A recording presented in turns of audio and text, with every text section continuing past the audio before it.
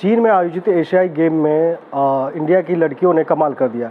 Gold medal लाकर साबित कर दिया कि लड़कियां किसी से कम नहीं होती है और यही वजह है कि 25 मीटर स्पोर्ट्स पिस्टल में भारत को टीम ने गोल्ड दिलवाया। इस टीम में मनु भाकर थी, रिदम सागवान थी और ईशा सिंह थी। मेरे साथ मौजूद है रिदम सागवान। रिदम जी, सबसे पहले तो आपको बहुत बहुत बधाई।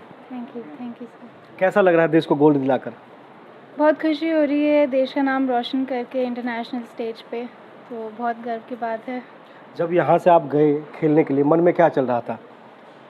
मन में बस ये चल रहा था कि अपना बेस्ट दूं और देश का नाम रोशन करूं। और जिस टाइम आप लोग निशाना लगा रहे थे, सामने टारगेट होता है, निशाना लगाना होता है, वो भी ग्रुप में, सिंगल की बात अलग होती है लेकिन ग्रुप में आपका परफॉर्मेंस ठीक है, साथी खिलाड़ी का परफॉर्मेंस ठीक नहीं है तो उसमें भी कहीं ना मेडल चूक जाता है, लेकिन तीनों का शानदार रहा, निशाना गोल्ड लेकर आए। इसके बारे में क्या कुछ कहेंगे? वहाँ पर कैसे टीम को लेकर आप लोग बातचीत कर रहे थे शूटिंग से पहले? बस हम अपना बेस्ट दे रहे थे। इंडिविजुअली हमने सोचा था कि हम अपना बेस्ट देंगे और इकट्ठे टीम ने बहुत अच्छा प्रदर्शन किया। कब पता लगा गोल्ड मिला आपको? गेम के कितनी देर बाद? गेम के करीबन 1-1.5 घंटे बाद, मेरे मैच के 1-1.5 घंटे बाद, क्योंकि एक और रिले थी तो उसके बाद। तो कैसा लगा जो गोल्ड मेडल हम जीत गए? बहुत खुशी हुई, बहुत ज़्यादा खुशी हुई कि इंडिया का नाम रोशन किया और अपने परिवार का, तो बहुत गर्व की बात थी। अब तक कितने गोल्ड मेडल, या बात करें या मेडल की बात करें तो नेशनल की बात करें तो कितने नेशनल में आपने मेडल जीता अभी तक? तकरीबन 30 के आसपास नेशनल मेडल होंगे। इंटरनेशनल 28 के आसपास international medal. A grade certificate मिल गया आपको खेल का? हाँ जी मिल गया। हाँ जी। चलिए, ये भी अच्छी बात है। इसके अलावा बात की जाए तो शुरुआत की बात करें तो शुरुआत आपने कहाँ से की, कब? जैसे कि हमने सुना, पढ़ा आपके बारे में, पापा आपके पुलिस में है, तो सर्विस रिवॉल्वर आप देखकर कहते थे मैं भी शूटिंग करूँगी, शूट करूँगी। हाँ जी, तो जैसे मेरे पापा डीएसपी हैं हरियाणा पुलिस में, तो हमेशा ही गन्स और एम्युनिशन के आसपास रही थी, तो बड़ा ही शौक़ था। फिर शूटिंग रेंज गई तो बड़ा ही अच्छा लगा गेम, तो बस शुरू कर दिया। पहली बार एशियाई गेम में गए थे आप खेलने के लिए? हाँ जी, एशियन गेम्स में पहली बार। पहली बार? हाँ जी। तो अब इंडिया आए हैं तो लोग बधाई भी दे रहे होंगे आपको? हाँ जी, बहुत लोग बधाई दे रहे हैं। हाँ जी, सभी को खुशी है तो जायज़ है। आपने 2 रिकॉर्ड ब्रेक भी किया है मेरे ख्याल से, 29 ईयर का रिकॉर्ड है कुछ, उसके बारे में कुछ बताइए। मैंने हाल ही में बाकू में 29 ईयर का वर्ल्ड रिकॉर्ड बनाया था। सीनियर का 29 ईयर्स बाद ब्रेक हुआ है और जूनियर्स का 32 ईयर्स का।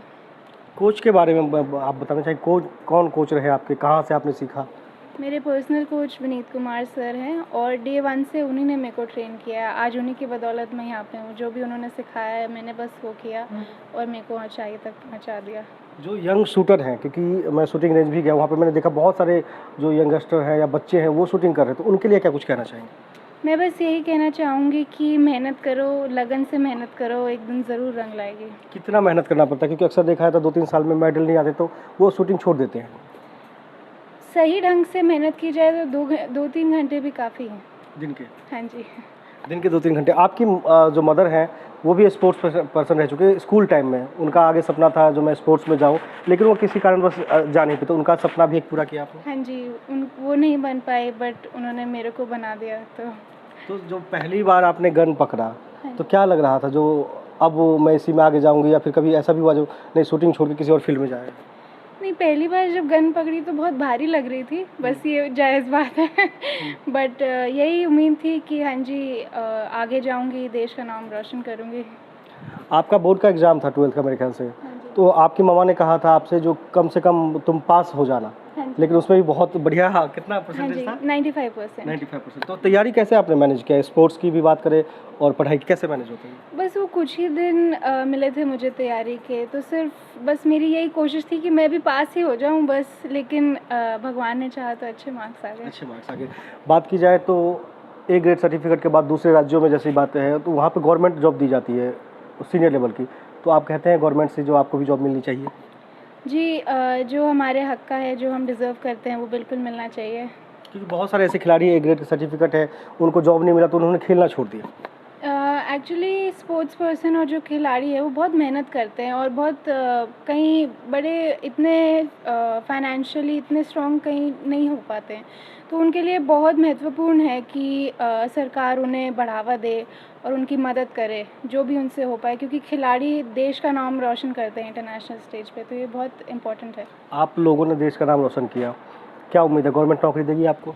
जी, जो भी उनसे हो सके वो मैं चाहूँगी रिक्वेस्ट करना चाहेंगे? हाँ जी, बिल्कुल। तो आगे की क्या तैयारी है आपकी? आगे अभी एशियन शूटिंग चैम्पियनशिप है कोरिया में, तो अभी उस पे ध्यान है। ओलंपिक के बारे में बात की जाए तो उसकी भी तैयारी चल रही है? ओलंपिक सभी का सपना होता है, कोई जो बच्चा स्टार्ट भी करता है उसका भी यही सपना होता है कि मैं देश के लिए ओलंपिक लेके आऊँ, ओलंपिक्स लेके आऊँ। तो हाँ जी, मेरा भी यही सपना है कि ओलंपिक्स लेके आऊँ देश के लिए और देश का नाम रोशन करूँ। राजमा चावल आपका फेवरेट है, तो वहाँ मिस कर रही थी? बिल्कुल बहुत मिस कर रही थी। मैंने चाइना पहुंचने के बाद ही मम्मा को कह दिया था कि जब मैं आऊँगी तो मेरे लिए राजमा चावल और बना राजमा चावल खाकर ही गए थे आप यहाँ से भी? हाँ जी हमेशा खाकर जाती हूँ और आने के बाद तो वही खाने को कितना मिस करते हैं, खास तौर पे घर की बात करें तो? क्योंकि यहाँ भी आपका कम समय मिलता है आपको और बात ट्रेनिंग में रहते हैं, कभी इंडिया में, कभी इंडिया से बाहर, कभी दूसरे राज्यों में, तो घर परिवार को कितना मिस करते हैं? घर को तो बहुत मिस करते हैं, ये तो बात है ही। और वेजिटेरियंस के लिए थोड़ी सी बाहर दिक्कत आती है क्योंकि वहाँ पे नॉन वेजिटेरियन फूड ज़्यादा अच्छे से मिल पाता है, बट जो भी है फेडरेशन और जो गवर्नमेंट है अगर अच्छे से सपोर्ट करे तो अच्छा रहेगा। इंडिया में बात की जाए शूटिंग की तो पहले लोग नहीं जाते थे, लेकिन अब एक क्रेज़ सा हो गया है इंडिया में और अच्छा मेडल भी लेके आ रहे हैं, तो उसके बारे में जो नए नए खिलाड़ी आ रहे हैं बात की जाए, या फिर कुछ ऐसे खिलाड़ी जिन्होंने खेलना छोड़ दिया, क्या उनको कहेंगे आप दोबारा इसमें ट्राई किया जाए? जी, जब तक किसी खिलाड़ी का मन करे कि मेरे को गेम खेलना चाहिए तो बिल्कुल उन्हें खेलना चाहिए, जब तक खुशी दे जब तक खेलना चाहिए। तो गोल्ड लेकर आई है ये रिदम सागवान है टीम में, और बात की जाए तो इन्होंने देश का नाम रोशन किया है विदेश की धरती पर जाकर। बात की जाए आपके पापा की तो वो कितने खुश हैं? बहुत खुश हैं, बहुत ज़्यादा खुश हैं। मुलाकात हुई है जब आप यहाँ आए तो? हाँ जी बिल्कुल, वो मेरे को एयरपोर्ट से लेने आए थे, मेरा पूरा परिवार आया था। तो वो उन्हें बहुत गर्व हो रहा है कि मेरी जैसी बेटी उनके पास। मिनिस्ट्री की तरफ से कार्यक्रम का भी आयोजन किया गया था, उसमें भी आप गए थे और आपने जो आपको चेक मिला आपने दादाजी को दे दिया? हाँ जी, मेरे को अनुराग सर ने हमें फेलिसिटेट किया था और हमें चेक दिया था, तो वो मैंने आके अपने दादाजी को थमाया। स्टेट गवर्नमेंट से अभी तक कुछ सहायता मिली आपको? हाँ जी, सहायता मिली है और मैं आशा करती हूँ कि आगे भी मिलती रहे। नौकरी खास तौर पे? हाँ जी, बिल्कुल। सपना होता है क्योंकि जब आप इस लेवल पे आते हैं तो कम से कम जो डीएसपी की नौकरी होती है वो दिया जाता है, लेकिन यहाँ की जो रूल कुछ हो सकता है, कुछ अलग हो खेल नीति, तो गवर्नमेंट से कहना चाहेंगे डीएसपी ना तो कम से कम जो गेजेटेड ऑफिसर उसकी नौकरी मिले? हाँ जी, बिल्कुल। बहुत बहुत बधाई है आपको। तो आप देख सकते हैं ये रिदम सागवान है जिन्होंने 25 मीटर जो स्पोर्ट्स है उसमें गोल्ड दिलवाया है चाइना की धरती पर जाकर, और यही वजह कि हर तरफ इनकी तारीफ हो रही है। फरीदाबाद से टीवी भारत के लिए मुकेश कुमार।